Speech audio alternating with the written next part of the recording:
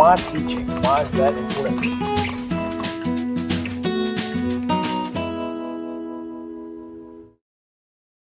Good morning and welcome to Mornings on Main Street, Southern Middle Tennessee. I'm Chris Yow. We've got a big show lined up for you. So let's hop right into it and give you this week's wrap.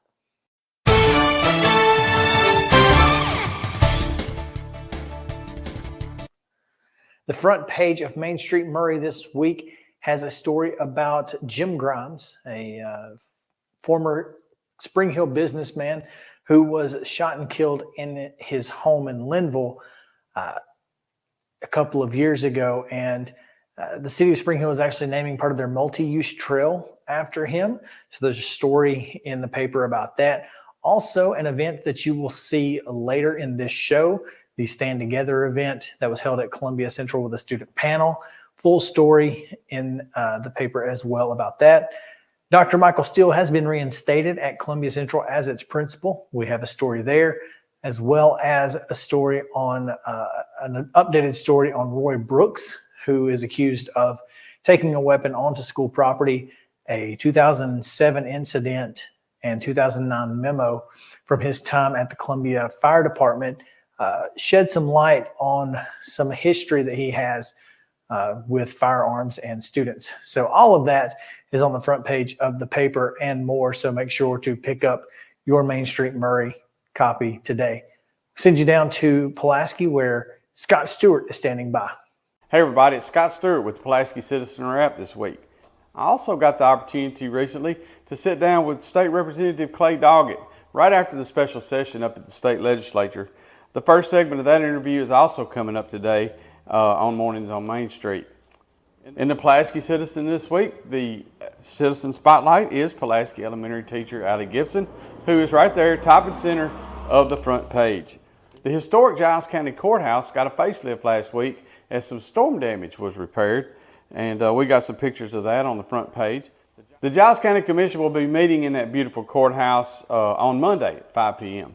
Among the agenda items will be a proposed policy for the use of the courthouse grounds and commission elections. You can find out the whole agenda right there on the front page of this week's Pulaski Citizen. Also, don't forget you can watch that meeting live on the Pulaski Citizen YouTube channel. We've got photos on page 1 of last week's Here's the Beef Festival. Inside, we've got our realtor's ad on page A2, Giles County School Board meeting story, information on last week's big power outage that knocked out most of Giles County. Giles Pass features Waco, and the Fearless Forecasters jackpot is up to $300. Get your copy of the Pulaski Citizen today. We'll be right back after this. Having a good, confident smile and being able to portray that positivity to others is really helpful. A professional family atmosphere is what we get every time we come here. Our hygienists do a better job at kind of assessing mouths and coming up with plans than most dentists do. They're very kind and they're very aware of other people. I think if there's things that I would want you to leave here with, I want you to feel like you were heard, that we listened to you, and I want you to feel like that your concerns were addressed. Piggly Wiggly, located in Neely's Mill Shopping Center, is Columbia's locally owned and operated Cost Plus 10 grocery store dedicated to serving the community with low prices and smiling faces. Piggly Wiggly offers fresh, hand-cut meats daily as well as daily hot plate lunches from their deli counter. You're certain to see smiling faces and a helping hand when you're here at Piggly Wiggly. Come by and check out our fresh produce, high-quality meats, and more. Down home, down the street, we'll see you at the Pig. Hey, welcome in everybody. I'm Scott Stewart, and I've got with me State Representative Clay Doggett. Clay, he is the State Representative for Giles and Lawrence counties. Welcome in, Clay. Hey, well, thank you so much. Let's start with that special session that was called by Bill Lee. In your mind, what was the purpose behind the special session, and why would we have that? Well, thank you, and thank you for allowing me the opportunity to be with you today. So.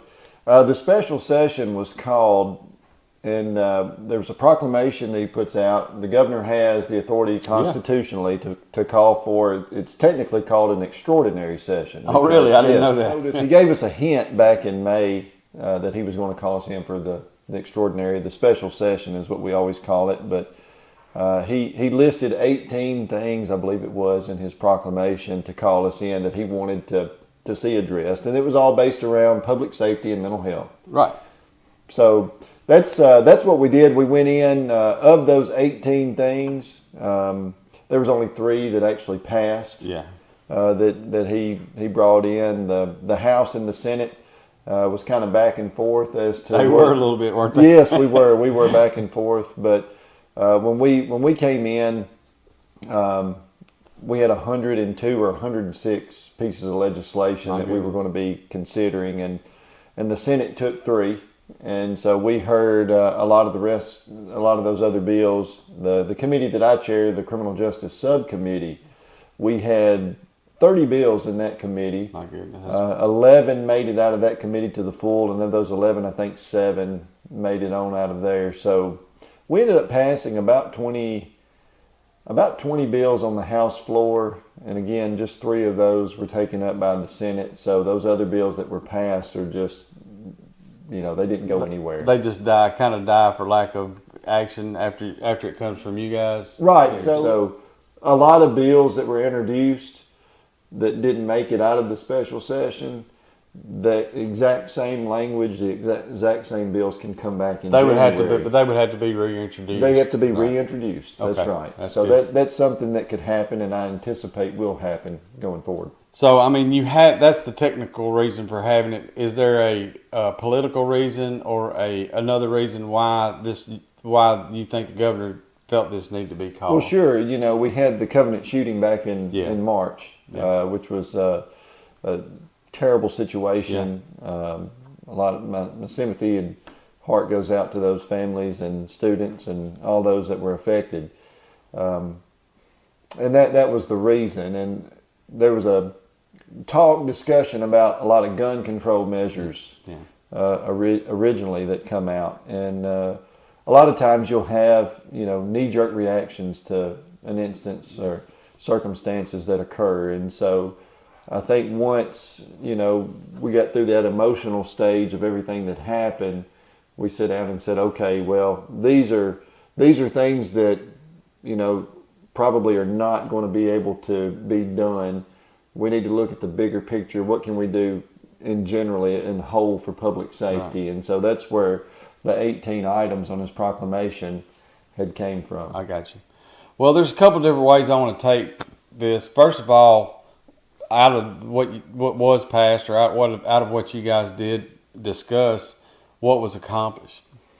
Well, the 3 things that were accomplished was, one, there was an executive order that he had signed into law, or put out, he'd put out this executive order 100, I believe it was numbered, that moved the timeline of when a final disposition of court is sent to the TBI for the purposes of background checks and those types of things. It was currently, or previously under law, it was 30. They had 30 days. So if you go to court, if you're arrested for committing a crime and you're convicted, then you end up, from that conviction, they would have 30 days to transmit that information to the TBI, which that's a long time. Yeah. If you were convicted of domestic violence, there's prohibitions. 30 days is a lot of time. That's a lot of time. If they had just been convicted today and tomorrow they went to the gun store and tried to purchase the firearm, that disposition may not have showed up to the TBI yet. So when they do their check, they may not be able to see it. So we moved this from 30 days to 3 days, basically 72 hours to get that disposition in. That's pretty aggressive. It is aggressive, and a lot of people ask, well, why can't it be done immediately? Well, there's just no way to get it. Logistically, you can't get it done immediately. One of the things that we worked on that I think feeds into this was a united court system.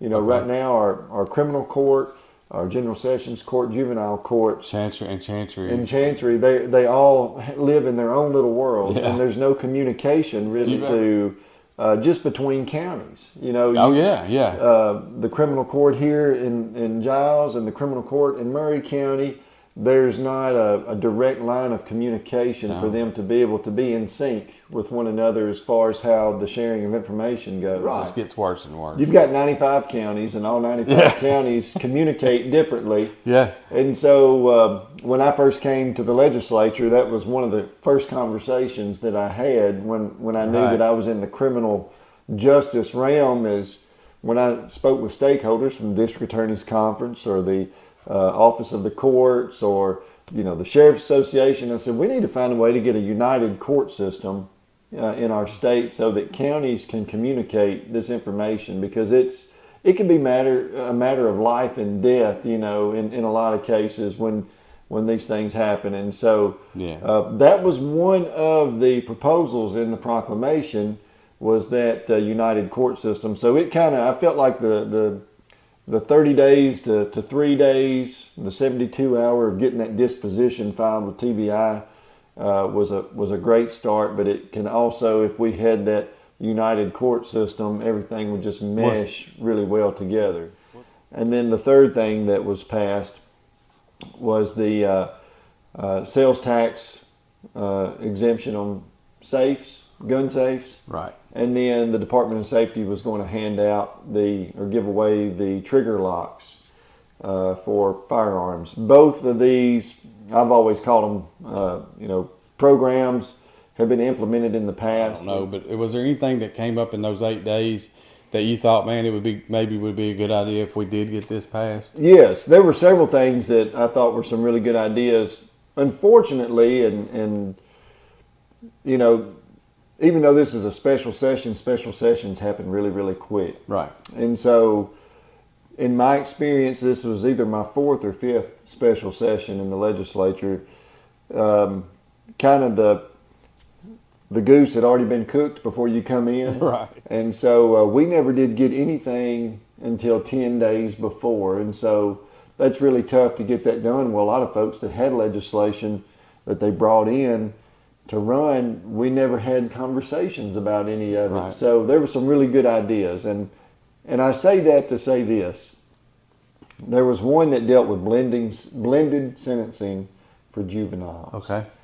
Since I've been there in the criminal justice committees in the legislature, we see that pretty regularly. It comes up at least, if not every year, every other year. Right. And it's a mechanism to get juveniles that commit very violent, heinous crimes to be able to be transferred to adult court, but they're monitored up to age 24 or 25. If they commit a crime when they're 16, 17 years old, they stay under that system till they're 24 or 25, and then if they've had no other issues, completed their programs, they come off. Right. Whereas if a child stays in juvenile court right now, once they hit 19, it's gone. Yeah. So it disappears. It disappears. Yeah, like it never happened. That is a conversation that takes weeks. A long time. It takes a long time, and we had 8 days to get through that. Great idea. Needs more discussion. And maybe could eventually become what it needs to be. And we have time because we've had those discussions. Those are some good things that come out of the special session. That's great. Thank you again. Thank you, guys. We'll be right back right after this. Mockingbird Title and Escrow is an attorney-owned and operated full-service title company in Middle Tennessee. We get your deals closed without worry and fuss. We're a family business that offers the highest level of expertise in our industry when it comes to closing and funding your real estate transactions. And it's a job I really love. I'm passionate about this. I'm enthusiastic about this. I like to think we're pretty well-rounded and can deal with a wide range of needs and a wide range of clients. Call 615-274-8698 today. The City of Columbia held its annual 9/11 Remembrance Day presentation on September 11th, this past Monday, at Columbia Fire Station number 1 at Firefighters Park. Fire Chief Ty Cobb and Mayor Chaz Mulder each addressed the crowd on hand. What I remember more about just where I was that day was I remember where our country was in the days after. I remember how our country was united. Together we stand. We had elected officials all across the country that were uniting others in a way that we just don't see as much anymore. And so on this day, as we pause to remember that fretful day of September 11th, 22 years ago, may we not just remember where we were, although I'm sure all of us do, may we also remember where this country was and how we're stronger when we're united. And let's remember that unity as we carry on. Thank you so much for being here today. Though 22 years have passed since the tragic events took place in New York City, Washington, D.C., and a field in Pennsylvania, both Cobb and Mulder said the events still weigh heavily on them, and they are proud to continue hosting this event in remembrance of those citizens and first responders who perished that day. So many people and all Americans were affected by the 9/11 attacks. I remember I was on duty that morning at Fire Station number 3 in Columbia, and when the first plane hit, you thought maybe it was an accident, but when the second tower was hit in the Pentagon, we knew that our country was being attacked. And we can never forget the sacrifices that were made by our first responders that day, the families that were impacted, because we were all impacted by that. And then, of course, what our country was facing from then on with the threats of terrorism. Well, I think it's important that we never forget the events that took place that day. And as I mentioned in my remarks, cities all across the country are having events such as this, but not every city is. But I'm just proud that the city of Columbia is, so that we can make sure that we never forget, so we can make sure that we're passing this along to the next generation so that they understand the significance of that day, and couldn't be more proud of the Columbia Fire and Rescue for making sure that happened today. For Cobb, the importance of remembering first responders on 9/11 is imperative, but hosting the event at Firefighters Park is paramount. I am proud of him to be fire chief for the city of Columbia and honored to serve. We will never forget. That's what Firefighters Park is a special place with remembering those that we lost, not only on 9/11, but here locally, and great community leaders that have served our community and made sure that our first responders have what they need to do the job every day. Firefighters Park is a special place. And since it was dedicated in 2017, we've made sure to have our 9/11 service here in remembrance. Seeing the crowd on hand at the park that included firefighters, police officers, elected officials, and other community members makes continuing to put on the event an easy decision. People do still care. They love our country, they love our state, and they love their community. And every year this event is well attended. People come here and pause going to work. Maybe they're late to work because they remember 9/11. They're impacted by 9/11, and they're thankful for their first responders. And I'm telling you, there's no greater community that loves their first responders than those people in Columbia. And it's an honor every day for our firefighters, police officers, EMS workers, or dispatchers to serve and protect this great city and great county. Piggly Wiggly, located in Neely's Mill Shopping Center, is Columbia's locally owned and operated Cost Plus 10 grocery store dedicated to serving the community with low prices and smiling faces. Piggly Wiggly offers fresh, hand-cut meats daily, as well as daily hot plate lunches from their deli counter. You're certain to see smiling faces and a helping hand when you're here at Piggly Wiggly. Come by and check out our fresh produce, high-quality meats, and more. Down home, down the street, we'll see you at the Pig. Stand Together, an event focused on bringing light to issues facing students, was held at Columbia Central High School last week in conjunction with community leaders and the Columbia Peace and Justice Initiative. Students from marginalized groups sat on stage of the school's auditorium to discuss issues they face on a daily basis in school with their peers, while moderator Julie Beck prompted them with questions about how each speaker felt about the issues they face. You know, these kids spend most of their lives, 9th grade to 12th grade, in this building with these administrators and these teachers, and it is vitally important that they feel safe, they feel loved, they feel heard. And I think they do. I think after today, I feel like they do feel heard. They feel listened to. They want to feel seen. They want to feel safe. They do not want to feel judged. And I think we're getting there. But I think, why have we not done this before? Why have we not gone straight to the source before now and asked them how they felt? Instead of the adults. We're doing this for the kids. Why have we not gone to the kids? Columbia Central Criminal justice teacher Garland Brown helped start a group nearly 30 years ago that was similar, but was unable to keep it going past 2004. Seeing the rejuvenation of such an important cause inside the school is something he's excited about. It's great to see that. We did that. We started EYM 27 years ago, and it lasted up until about 2004. And basically, the reason why it stopped is I don't have the help that I used to, and I've gotten older than I was then. And we wanted to have younger teachers come along and try to vibe with the younger students. Now we're getting some younger teachers on board. We've got the support of the administration, of course, and now we're trying to evolve this to it where it's going to touch every student. The students, we call them the C students. C students run the world. So we want to get the C students involved now and try to lift them up and make sure they're a part of the school and the community activities that we have here.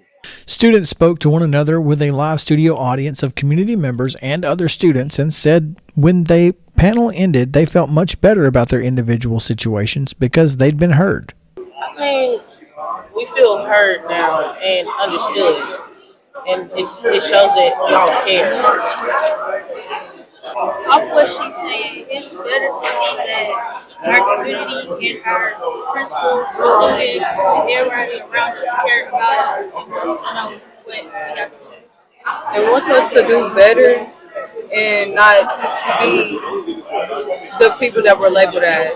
And they want us to be able to grow and be the best that we can be. Seeing community members in the audience was a big factor in their comfort level.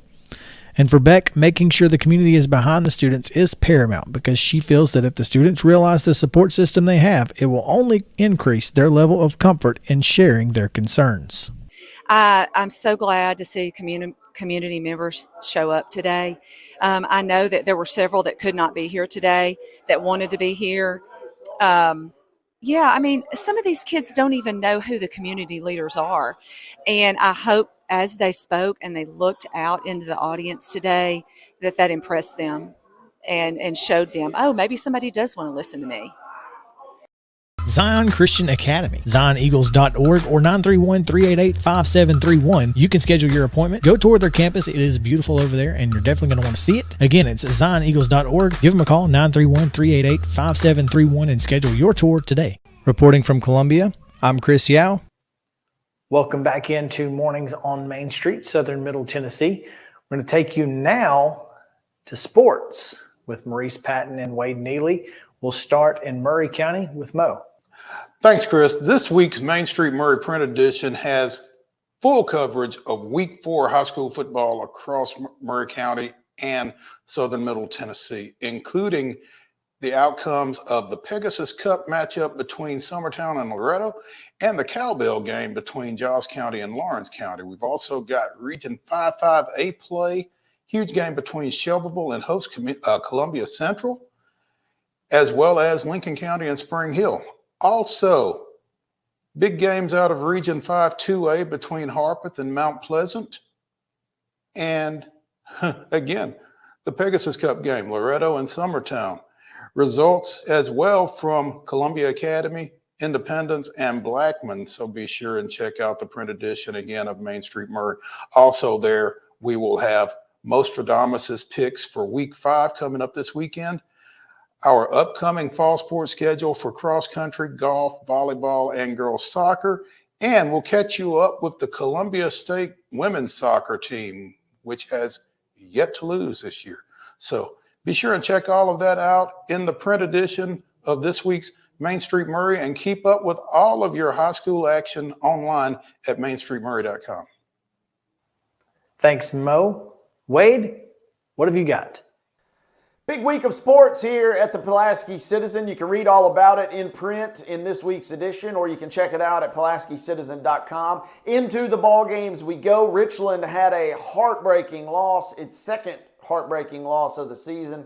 Giles County, meanwhile, the Cowbells coming back to the campus of the Bobcats as they win at 42-7 in their big showdown last Friday. It's got a little bitty recap of the Ardmore Tigers as they suffered a heartbreaking defeat to the Brewer Patriots. Make sure you check that out. And also words on the UT Southern women's soccer program as the Firehawks split this weekend. Mixed results.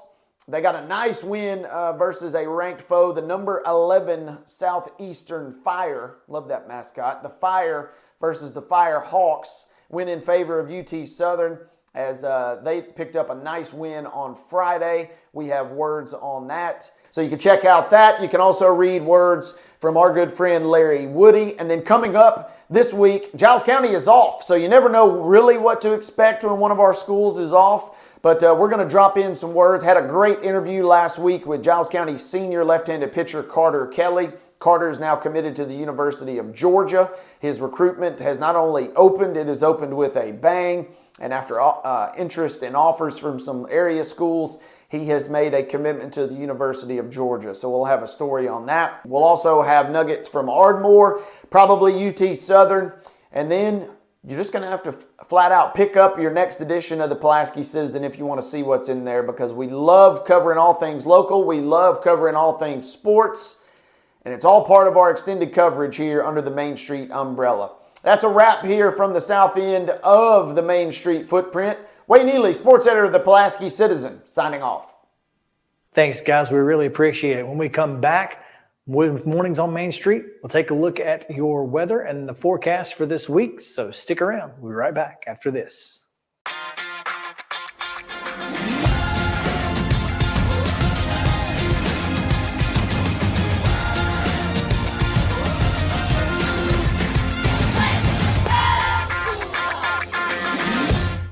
Welcome back into Mornings on Main Street. Let's take a look now at your weekly forecast with our friends from Tennessee Valley Weather.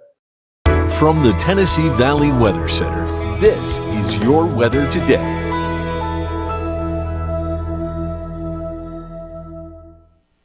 Good Wednesday morning to you. I'm Kelly Rawson here in the Tennessee Valley Weather Center with your forecast. We've got some clouds this morning, but we will gradually see more and more sunshine as the day progresses. You see that here on Futurecast. Those clouds get on out of here, still leaving behind a partly cloudy sky with winds out of the north for tomorrow as well. So we are going to be seeing temperatures staying very comfortable both today and tomorrow. And we will see the clear sky and clear conditions continue after sunset, after a little bit of a breezy day today. For tomorrow, we are looking nice and comfortable, another nice fall-like day. Here's your 7-day forecast from the Tennessee Valley Weather Center. We are looking at temperatures in the upper 70s to lower 80s for the next few days, and a lower 80s expected for this weekend. However, we are going to end our quick dry stretch from today through Friday on Saturday with a scattered storm chance.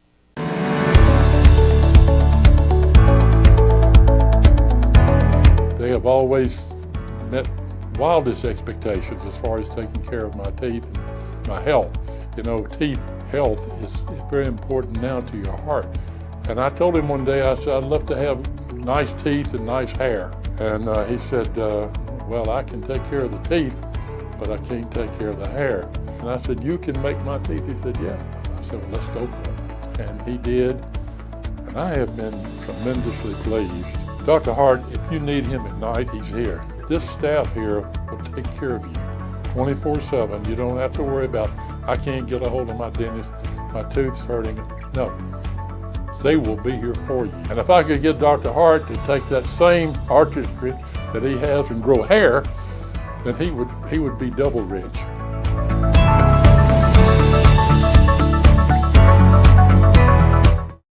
And that's going to do it for this edition of Mornings on Main Street, Southern Middle Tennessee. Make sure to check us out on your mobile apps. We have a brand new mobile app, Main Street Media TV or Main Street Media of Tennessee. We have two apps, one where you can find all the news and another that you can find all of our shows. So again, make sure to download our apps, Main Street Media TV on your Roku, Apple, or Fire Stick device, as well as your iPhone or Android.